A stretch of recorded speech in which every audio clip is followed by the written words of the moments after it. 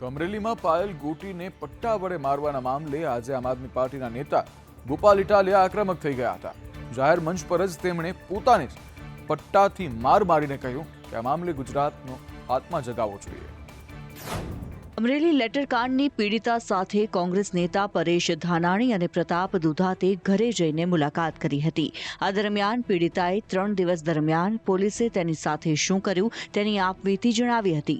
આ દરમિયાન પીડિત દીકરીએ કહ્યું કે પોલીસે તેને ડરાવી હતી અને પગમાં પટ્ટા માર્યા હતા। આ નિવેદન બાદ આમ આદમી પાર્ટીના નેતા ગોપાલ ઇટાલિયાએ એક કાર્યક્રમમાં જાતે જ પોતાને પટ્ટા મારીને ગુજરાતનો આત્મા જાગવો જોઈએ તેવું કહ્યું હતું। અને મેં નક્કી કર્યું છે કે આ દીકરીના પટ્ટા માર્યા છે, પટ્ટા મને મારવા જોઈએ અને ગુજરાતનો આત્મા જાગવો જોઈએ।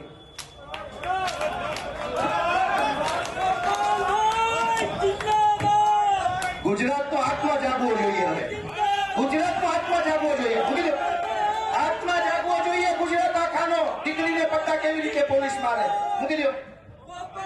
ગુજરાતનો દોસ્તો આત્મા જાગવો જોઈએ, આત્માની અંદર લાગવું છે। દીકરીને પોલીસ કેવી રીતે પટ્ટા મારી શકે દોસ્તો? પાટીદાર ઉદ્યોગપતિ કરસન પટેલના પાટીદાર આંદોલન પરના નિવેદન પર વિવિધ પાટીદાર નેતા અને અગ્રણીઓએ પોતાનો રોષ વ્યક્ત કર્યો છે। કરસન પટેલના નિવેદન બાદ ધારાસભ્ય હાર્દિક પટેલે કહ્યું કે પાટીદાર અનામત આંદોલનથી સમાજને શું મળ્યું એ કરસનભાઈને ન ખબર હોય, કારણ કે તેઓ કરોડોપતિ છે અને આ આંદોલન મુખ્યત્વે ગરીબ પાટીદાર પરિવારોના હિત માટે હતું।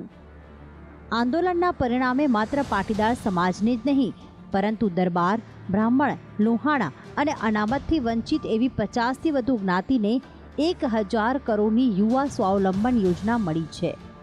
તો પાસ કન્વીનર અલ્પેશ કથિરિયાની પ્રતિક્રિયા આપતા કહ્યું કે કરશન કાકાનું નિવેદન સાંભળ્યું, તે સાંભળીને આશ્ચર્ય પણ થયું અને મને દુઃખ થયું।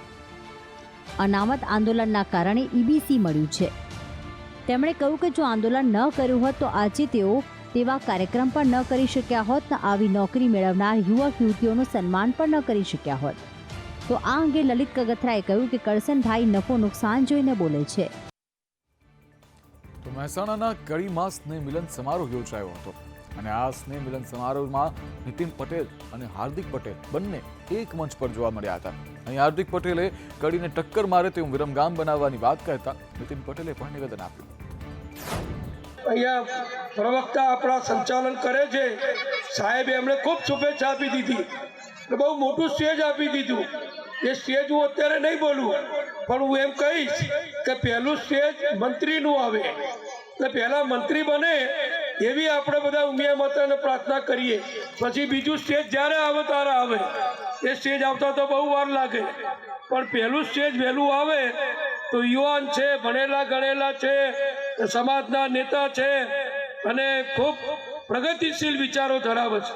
અમને ધારાસભ્ય બને આટલો સમય થયો, ઘણા ધારાસભ્યોના કેટલાય વિવાદ ચાલતા હોય, કોઈનું આવું હોય ને કેવું તેવું હોય ને બધું કંઈકનું કંઈક એમનું જુદું જુદું પ્રજાની વચ્ચે ચર્ચાતું હોય।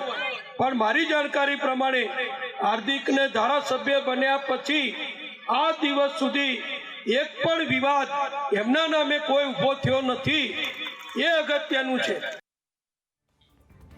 વાવ થરાદ જિલ્લો જાહેર થતા જશ્નોનો માહોલ જોવા મળ્યો હતો। લાખાણી બાદ થરાદમાં પણ શંકર ચૌધરીનું ભવ્ય સ્વાગત કરાયું। શંકર ચૌધરીએ નવા જિલ્લો બનવાથી શું લાભ થશે તેની માહિતી પણ આપી હતી। થરાદમાં શંકર ચૌધરી પહોંચતા તહેવાર જેવો માહોલ જોવા મળ્યો હતો। વાવ થરાદ નવો જિલ્લો બનતા શંકર ચૌધરીનું આજે સન્માન કરાયું હતું। થરાદમાં આજે વિશાળ રેલી સાથે જનસભાનું આયોજન કરાયું હતું, જેમાં સૌ કોઈએ હાર પહેરાવી તેમનું સન્માન કર્યું હતું। આપે કહ્યું કે એનાથી શું ફાયદો થશે, તો 100-150 કિલોમીટરથી પણ વધારે દૂર સુધી જેને જિલ્લા સેન્ટર ઉપર જવું પડતું હતું એ નજીક પડશે। તેના કરતાં આ સમગ્ર જૂના બૃહદ બનાસકાંઠા જિલ્લાની અંદર આજે જેટલો સ્ટાફ છે અધિકારીઓને એનાથી ડબલ થશે, એટલે પ્રજાને કામની અંદર પડતી મુશ્કેલી એનો ઉકેલ આવશે, ઘર આંગણે સુવિધાઓ મળશે। અને બીજું આ સીમાવર્તી ક્ષેત્ર છે, તે સરહદી વિસ્તાર છે, આ સરહદી જિલ્લો બને છે, તો એના કારણે પણ આ નવો ડેવલપમેન્ટ જે થવાનું છે એ વધારે થશે જેથી કરીને જૂનો બનાસકાંઠા જિલ્લો અને નવો વાવ-થરાદ જિલ્લો આ બંનેનો વિકાસ થશે અને બંનેના વિકાસ માટેના માપદંડ એની ગ્રાન્ટો પણ વધારે મળશે. તો હવે સરદાર પટેલના પૈતૃક ગામ કરમસદમાં એક નવો જ વિવાદ ઉદ્ભવ્યો છે. કરમસદ ગામને આણંદ મહાનગરપાલિકામાં સમાવેશ કરવાના નિર્ણયને લઈને વિરોધનો વંટોળ જોવા મળી રહ્યો છે, જેના પગલે આજે કરમસદ ગામને બંધનું એલાન આપવામાં આવ્યું હતું. સવારથી જ કરમસદ ગામમાં દુકાનો બંધ જોવા મળી હતી. મોટાભાગના વિસ્તારોમાં સજ્જડ બંધ પાડવામાં આવ્યો અને પોતાની માંગોને પ્રબળ બનાવવામાં આવી હતી. સ્થાનિક લોકો સ્વૈચ્છિક રીતે આ બંધમાં જોડાયા હતા. સરદાર સન્માન સંકલ્પ આંદોલન સમિતિએ આ બંધનું એલાન આપ્યું હતું, જેમાં એક દિવસ સ્વયંભૂ બંધ પાડીને પોતાની માંગ સરકાર સુધી પહોંચે અને સરકાર આ મામલે કંઈક ઘટતું કરે તેને લઈને સૌ કોઈએ સહિયારો પ્રયાસ કરીને આ બંધને સમર્થન આપ્યું હતું. મહત્વનું છે કે સરદાર પટેલની કર્મભૂમિની ઓળખ જળવાઈ રહે તે માટે કરમસદને અલગ ઓળખ આપવાની માંગ કરાઈ છે. આણંદ મ્યુનિસિપલ કોર્પોરેશન જાહેર થતાં કરમસદમાં સરદાર પટેલનું અસ્તિત્વ નાશ પામશે તેવી સંભાવનાને આધારે સરકાર આ નિર્ણય અંગે પુનઃ વિચારણા કરે અને સરદાર પટેલના ગામ કરમસદને સ્વતંત્ર કરે તેવી સૌની માંગ છે.